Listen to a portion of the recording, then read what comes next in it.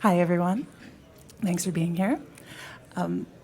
So, Hugh, I wanted to ask you first. This is one of the most beautiful shows on television, and it is also, I think, by a mile, one of the most disturbing.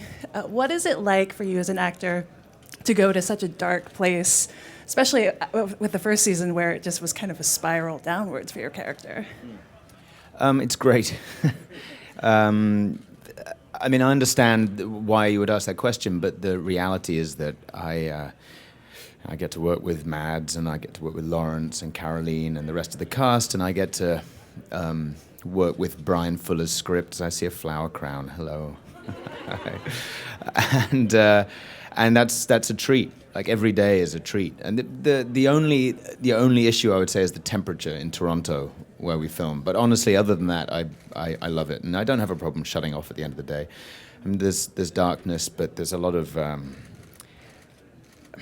it's not bleak, it's very rich material. A lot of the story in the first season was about how getting in the mindset of the person who might do these terrible things may or may not change Will. Was there a particular moment in the series where you're like, that stood out to you as like, that's messed up? So many. There was nothing that I found shocking or horrifying. I mean, the reality is that when you're there, and the prosthetics that they build are very impressive, but they're prosthetics, right? And the blood you see comes in canisters, and sorry, it's what, behind the scenes truth. The only thing that disturbed me actually was going on set. For those of you who've seen the first season, Dr. Sutcliffe, who's my neurologist, who Hannibal cuts into a kind of Pez dispenser, right? He opens his head up, and I walked on set not realizing that body had been laid out, and he was fully cut open, and they'd kind of filled his jaw with blood, and it was quite disturbing. But what was more disturbing was that I'm friends with John Benjamin Hickey, who plays Dr. Sutcliffe. I'd just done a scene with him like that morning, and so walking on set, and okay, I had to walk off and kind of regroup, But no, other than that, I love it. I mean, I just actually, the sicker the scripts get, the more I like it. So what can you tell us about where Will is at? He was arrested. Does he know for sure he's not guilty, or does he have some doubts as well? Yeah, he's in the Baltimore State Hospital for the criminally insane. He's under the care of Dr. Chilton.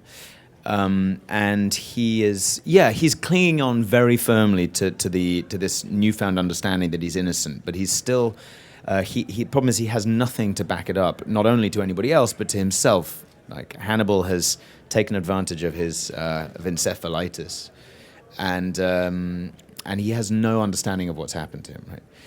So he's in a very lonely and a slightly desperate place, and on top of that, he's going to be on trial for multiple murders, and he's got the FBI who've turned on him, and he's realizing that even his friends, even Alana, Jack, and so on, not only do they not believe him, but they're kind of horrified by him. So he's coming to the conclusion that he's going to have to take care of things himself. I think we have a clip showing them talking about this. Yes, which is with Jack and Hannibal, which I think you have. And this is really pretty early on in the first episode, with them over a nice meal, discussing, I guess, where they find themselves and where they find themselves with regards to me. I mean, Will.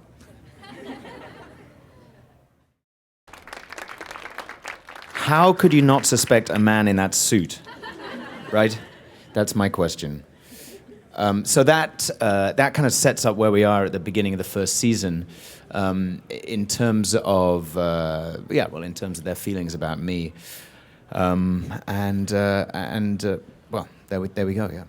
Has the show changed how you feel about gourmet food at all? No, I have always been an experimental eater. It's true, and I like eating offal and brains, and I try and encourage myself to eat whatever is the most unlikely thing on the menu, and I've profited by that. So where is Hannibal at in the show? We see that he's kind of taken Will's place, but does Will really know for sure? Like, what does Will think of him at this point? What is their relationship like? Right. Well, I mean, Will's pretty fed up, you know, and that he's. I think he's still calibrating where he is with Dr. Lecter. I mean, when we first meet him, Will is basically emotional. I mean, he's devastated, as you would be. He's been framed. He doesn't really understand what's happened to him. The only thing he has to cling on to is the idea of his own innocence and of Hannibal's guilt.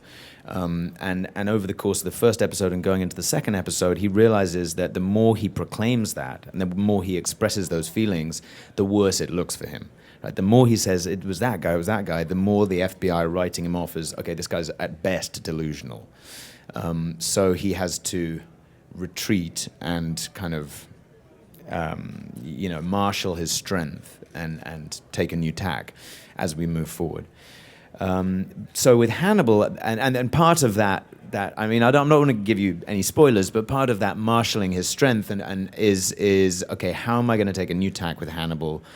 I need to reopen some kind of communication, some kind of relationship with Hannibal, which I was glad of because I like acting with Mads. And that's tough because you can't con Hannibal, right? He's unconnable, kind of. So there we go. Part of the relationship between them in the first season was about how Hannibal saw Will as maybe his first and only friend. Yeah. Is that still how he looks at Will, considering he also managed to destroy his life? Yeah, I think the way he sees it, it was like tough love, you know. And as Mads said in that little interview, he didn't set everything up with the intention of framing me, either because it would have been a nice plan to absolve himself or out of malice. He just did it when it became the only way out of, being found guilty himself, right? He wanted to convince me that the side of myself I was running scared of was in fact the side I should embrace, and that for him was an act of friendship.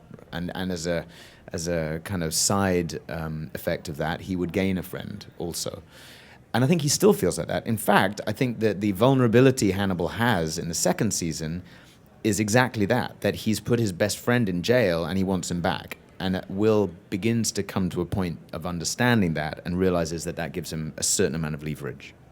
So I think we have a clip of the two of them together. Is there anything you want to say ahead No, of just that this is early on when I'm not so happy with him. Yeah.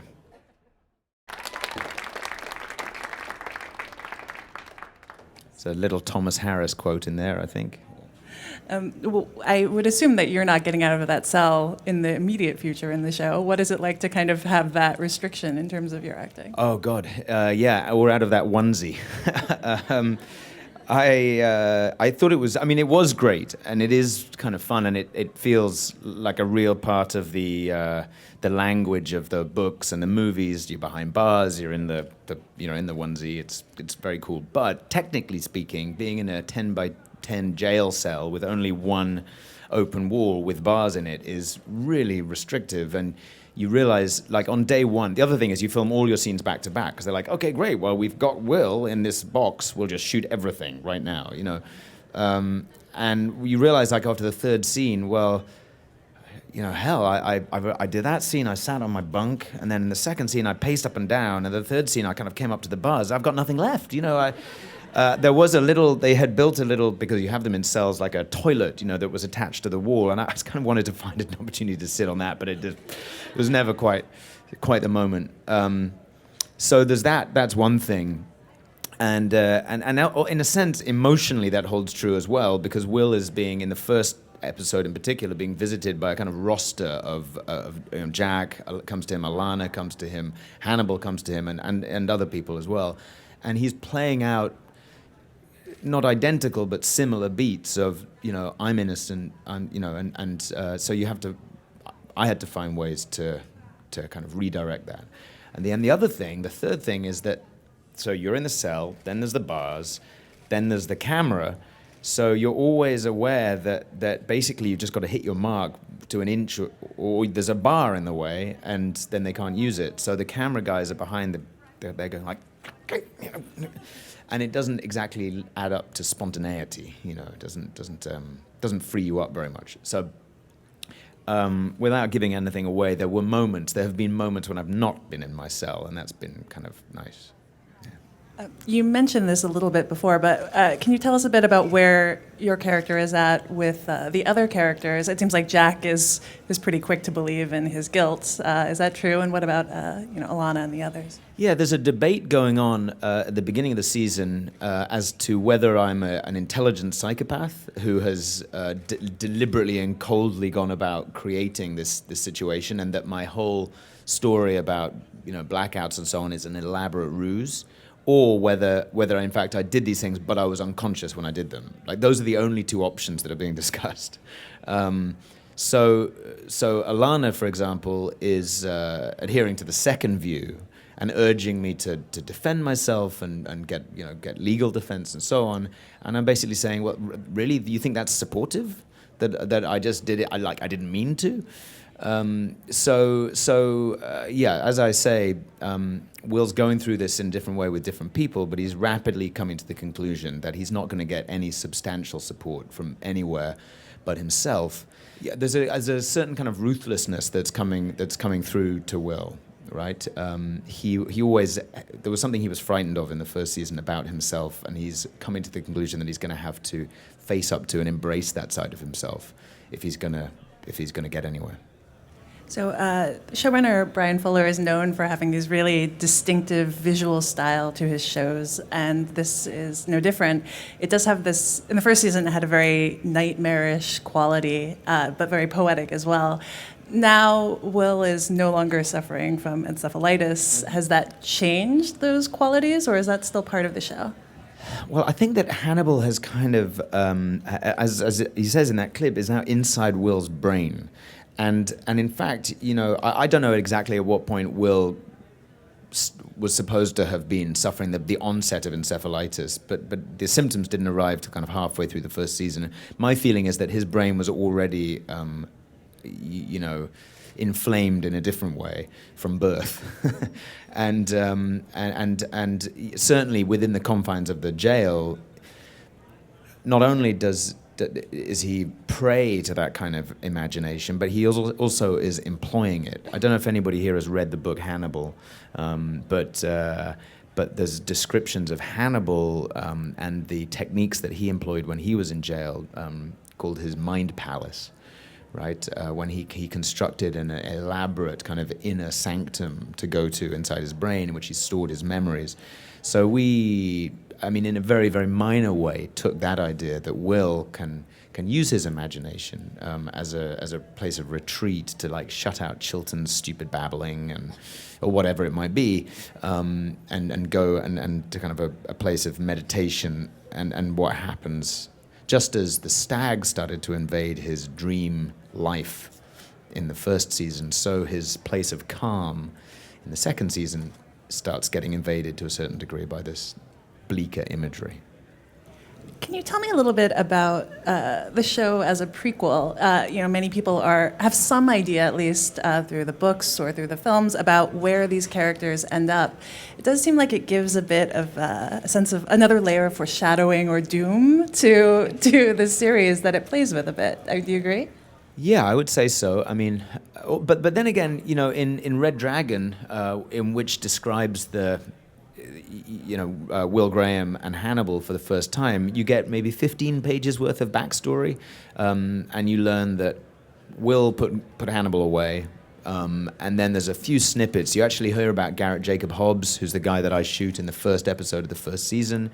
You know that I shot him in his kitchen, that he almost killed his daughter, that while he was bleeding out, he says to me, you see, that's all in the book, but it's like a paragraph. And somehow Brian Fuller saw that, and he just extrapolated from it the whole of the story. You know that at some point that Will was institutionalized, although I think in Red Dragon he's actually was institutionalized more for depression than for being a serial killer, but give or take. And we took a very small amount of information and deepened it and darkened it. I think that's certainly true. Yeah. So, but when we get to Red Dragon, perversely, we're going to make it a comedy. So there you go. Had you been a fan of the books or and the films before? I had saw Silence of the Lambs when it came out, like everybody else, which was like when I was at school. And I saw some of the movies after that, but that was always the one, you know. I hadn't read the books. So when I signed on for the TV show, it was because of meeting Brian.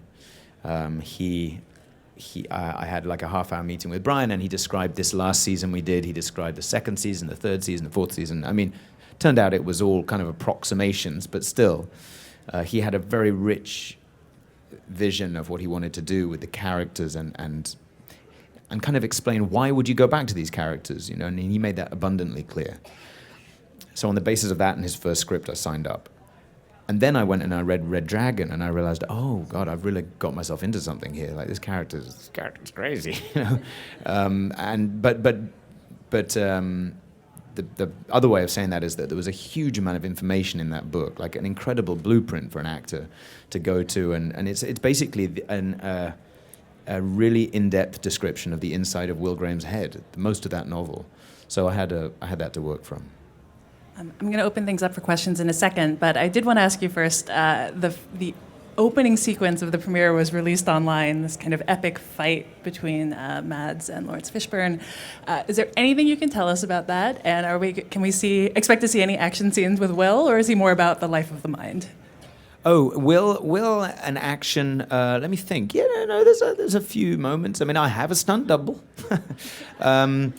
but Will is more. If he has a superpower, if you like, it is more about a kind of, as I was saying, owning up to his own darkness and his ability to manipulate. You know, with Hannibal is so pure in that way that we can believe almost magical, impossible things of him. You know, he pulls things off that are, let's be honest, totally impossible. And I think that you can believe of Will that if he opens that door in his mind, he can also go to that place. But that said, we've still got 3 episodes left to film of the second season, so maybe I kick the crap out of somebody. I don't know. So we talked about how Hannibal feels about their friendship, and we heard what Will had to say. But do you really think it'll take 1,000,000 years for the light of friendship to come back, or is there a chance? But think how many seasons that is. Much as I would love that. Do you think there's a chance Will could sort of see things? I mean, that's what Will does. He sees things other people's way. Do you think he could understand what Hannibal was doing and forgive him a little? Well, let me put it this way. I think that as we go through this season, you see Will realizing that if he wants to kind of get under Hannibal's radar, if he wants Hannibal to let his defenses down, right, Will is going to have to get close to him, and he's going to have to be scrupulously honest, Will, about himself. And he has to be honest with himself about himself. So he's walking a very dangerous line there, right? He's going to have to walk close to the fire, if you like. Now, I don't give anything away because we're getting way into the back end of the season, you know. But yeah, the only chance he has really to, not so much to clear his name, but to reset his life and everything that he's lost in terms of his innocence. I don't mean like in court. I mean, you know, his pure innocence is going to involve re-engaging Hannibal. Okay, thank you. Hi. Hi. So, a lot of shows have come up, like shows that hinge on violence or violent themes have often come under fire for falling into certain traps, like the violence is very gender-based or in a problematic way, or it's sexualized, or it's gratuitous. Hannibal has very elegantly managed to dodge those traps, I feel, but I was wondering if you could maybe speak to, as an actor, how you approach, acting in pieces or choosing projects that hinge on violence and the politics of violence, how you approach that in your work. If that's not too weird a question. No, I don't think it's a weird question at all. I think it's a good question. I think that, well, first up, I have no innate problem with violence. In entertainment. I don't think you're not going to get away from it suddenly. You might get away with it, but you're not going to get away from it. I completely agree with what you said about things that are both prevalent and that things that I hope we've avoided, which are the kind of desensitizing our response to violence and making it just a kind of pedestrian thing that we hardly notice anymore. That's not true of our show, I think, and I'm glad of it. And also kind of casually and predominantly depicting violence against women and sexual violence particularly, or rape or whatever. That's just not something that we do, and I can't take credit for that, but I didn't write it, but I'm kind of glad and happy that that is the show that I'm part of. For me, I'm not interested in violence as a kind of a cheap tool in storytelling, right? We can just get there quicker if we just like blow this guy away. It's like, people love that, right? I think that what's interesting to me is the consequences of violence, and emotional and otherwise, and that's kind of what this show trucks in. The aftermath of violence, even in its depiction of violence itself. There is obviously, I shoot Garrett Jacob Hobbs in the first episode, but it's not there because we want to see somebody get shot in a kitchen. It's there because we want to see the entire season that comes out of that. I didn't hear what you said, but I completely agree with you. And physically, the aftermath of violence in the tableaus that are created, these preposterous and obviously beyond the bounds of reality in a sense, but these crimes that we depict, and then the quite beautiful imagery that comes out of that. So that's what interests me. What do you think about this poster? Because you look so scary. But I believe you're a very cool, nice, and funny guy. Then one more, I love Lawrence Fishburne, but I believe he's like like you, funny and nice guy. So how's working with him? Thank you. Yeah, thank you. Well, I like the poster too. I got to wear the mask, right? The mask is great, although a little claustrophobic. I think that the line, right, embrace the madness, kind of goes back to what I was saying about re-engaging with Hannibal, and that is the theme of the season. But basically, the mask is cool. And I like playing a character who's not very nice. I like Will, I really do, but I like that he doesn't engage in the normal social, oh, hi, how do you do? He's just has no politeness, which I enjoy. And what else? Lawrence Fishburne. He's a super, super cool guy. Really, really sweet guy. I was very kind of thrilled to work with him when I heard that he was going to maybe be involved.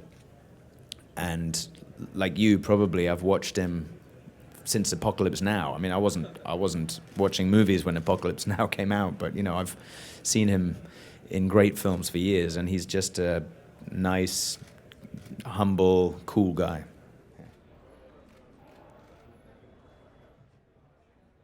Hello.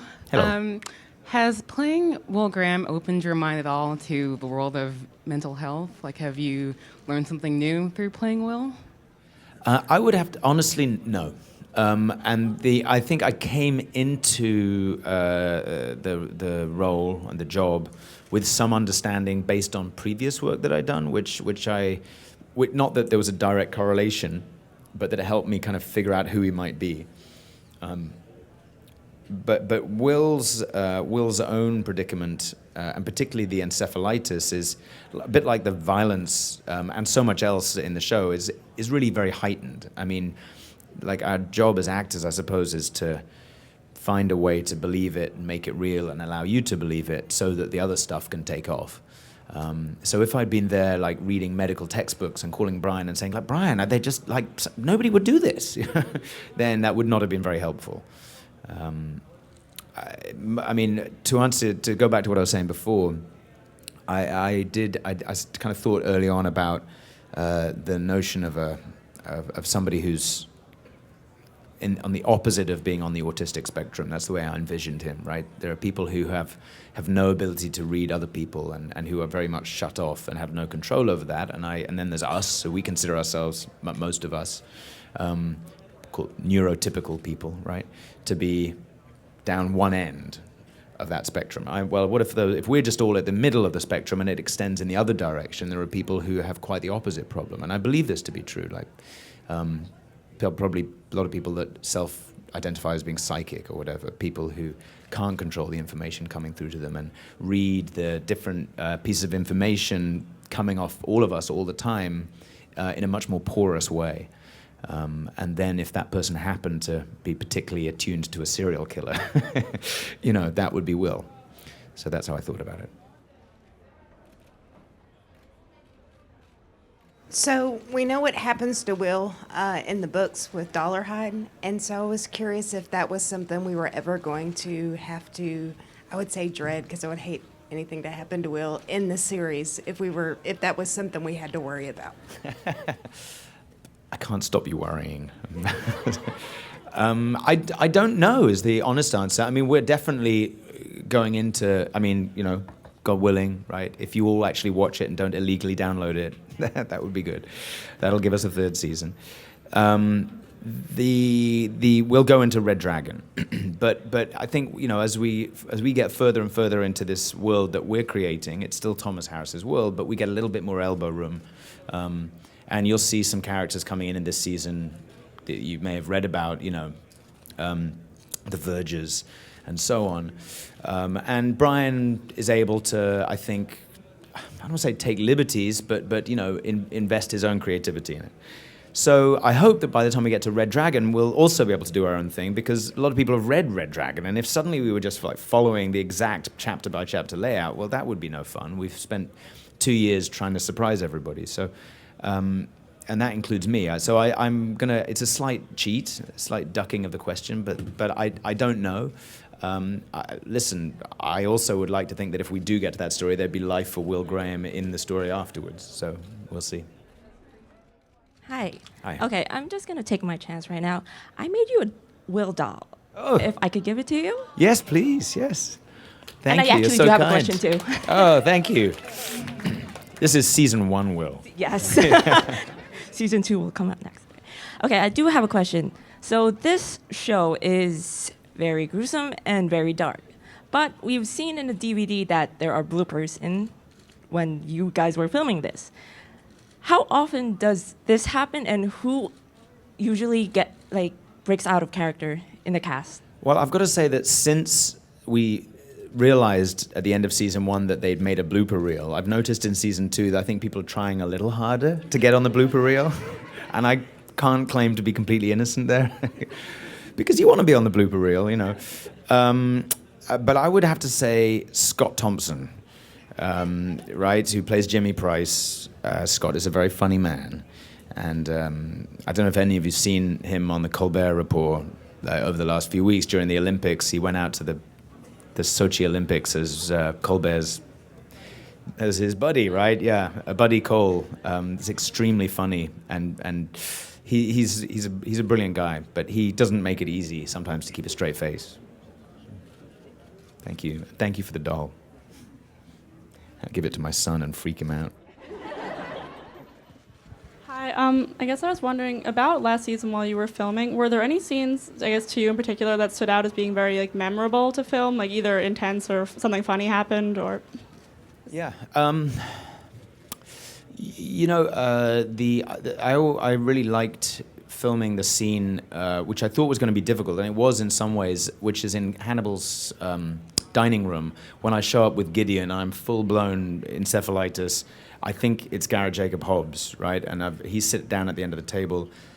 There was something about that scene that was fun because it was quite kind of a tightrope. It felt fairly extreme because I'm going through a full meltdown. And I think it was Mads' suggestion quite late in the day that we should do a full take with nobody at the foot of the table as well, which makes that if you see the final scene cut together, there's a moment when I say, "What do you see?" And he turns around and says, "Well, I don't see anything," and there's nobody there. So we were kind of ever so slightly, I don't want to say making it up as we went along, but I know that Brian had incorporated the idea of my hallucinating Garrett Jacob Hobbs in place of Gideon. That had been a fairly late addition, so it all felt kind of fun and of the moment. And weirdly, sometimes the scenes that you go in thinking, oh, this is going to be so intense, I don't know how I'm going to get through it, they're just really funny and really easy, and it kind of ended up like that. Yeah, I also like the scene in the first episode when I'm in the bathroom and Lawrence comes in and just screams at that poor guy. Like, use the ladies' room, you know, because the guy, he was an extra, and he almost just peed right there. He had no idea what was happening. All right, everyone. Season 2 of Hannibal premieres tonight on NBC at 10 p.m. Can I get a round of applause for Hugh Dancy? Thank you for coming.